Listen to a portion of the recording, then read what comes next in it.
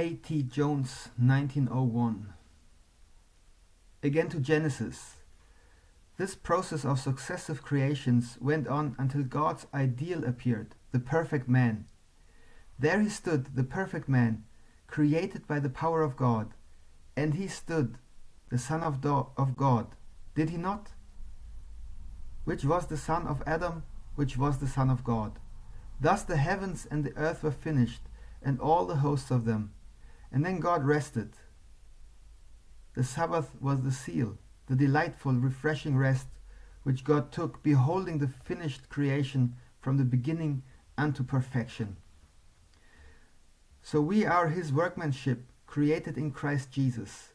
The Spirit of God broods upon this new creation, causing the spoken creative word to bring to perfection this creation, a perfect man, unto the measure of the stature of the fullness of Christ.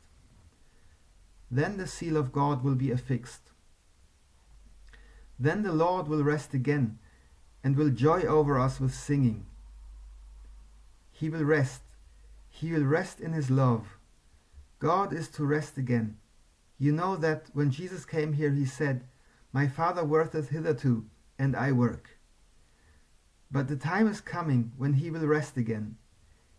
In the original creation, the Father worked and Jesus worked through the Holy Spirit that accompanied the work and perfected the creation, in which God rejoiced and from which he rested and was refreshed.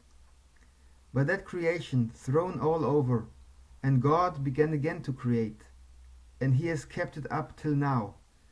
And soon it is to be finished, and then, when it is finished, let us read the word of God, Zephaniah, the 3rd chapter, 13th verse. The remnant of Israel shall not do iniquity. The remnant that keeps the commandments of God and has the testimony of Jesus Christ.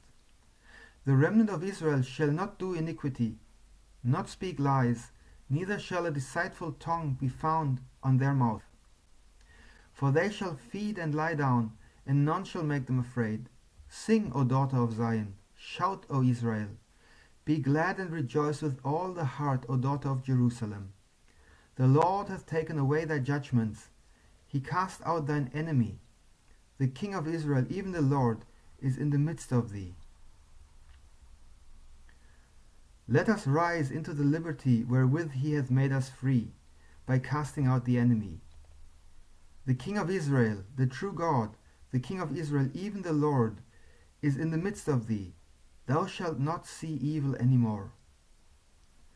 Bless the Lord. In that day, here is what is before us. Now hear the word. In that day it shall be said to Jerusalem, Fear thou not, and to Zion, Let not thy hands be slack. The Lord thy God in the midst of thee is mighty. He will save. He will rejoice over thee with joy. He will rest in his love. He will joy over thee with singing. God is going to rest again and be refreshed when this creation which he has brought to us is finished under the blessed brooding of the Spirit of God. Brethren, that is so.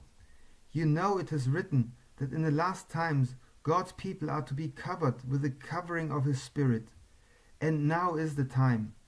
So, brethren, the thing for us to do here,